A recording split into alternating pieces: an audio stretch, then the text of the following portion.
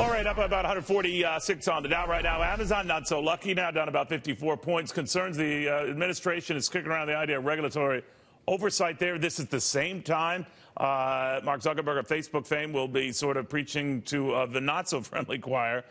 Some congressmen who are looking to do the same to his company, to tech analyst Shayna Glenzer and tech expert Shama Hyder. Welcome, ladies, to both of you. Shama, begin with you. If you're Jeff Bezos, and you know you're not politically in line with this president, but this president seems by almost all accounts to have a real problem with your premier media holding, that is Washington Post. Is he in for a bruising here? What do you think?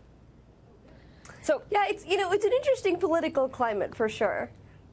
Okay, well, there is that. I'm wondering now, though, what happens from here. Shama, for your viewpoint.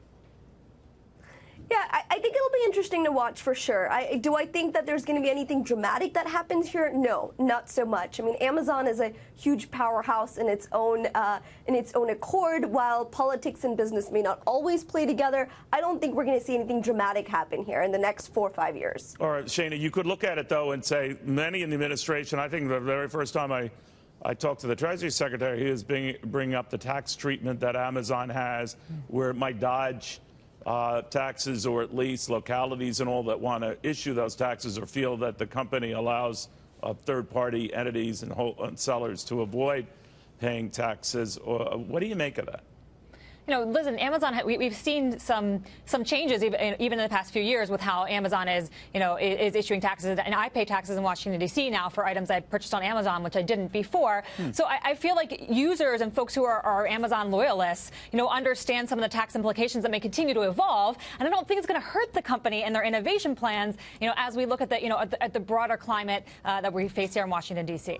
Shama, the broader climate right now says, guys, we'd like to talk to you. That is official Washington, whether it's the FTC wanting to investigate Facebook's books, or those in Congress who want to talk to CEOs of everyone from, Facebook to Twitter. What's going on here? Does it make you wonder about where this whole sector's going?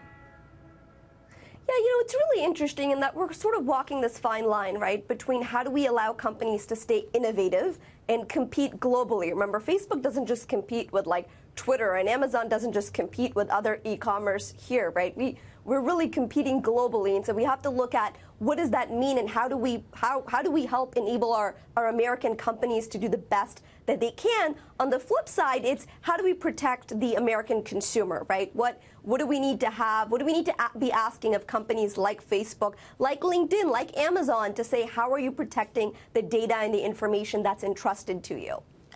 Do you think this sector sell-off, Shayna, is overdone? The sell-off right now, I think that it's an opportunity for folks to buy. Listen, security and privacy provide opportunity for innovation.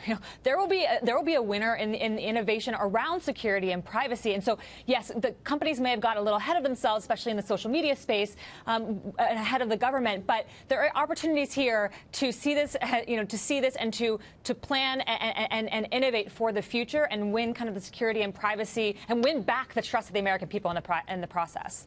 All right, ladies, thank you both very, very much. For those of you sort of wringing your hands over Amazon, what's going on here, and even with the nearly $60 fall off here, what do you think it was fetching a year ago at this time? About $835. So perspective is everything. A little more after this.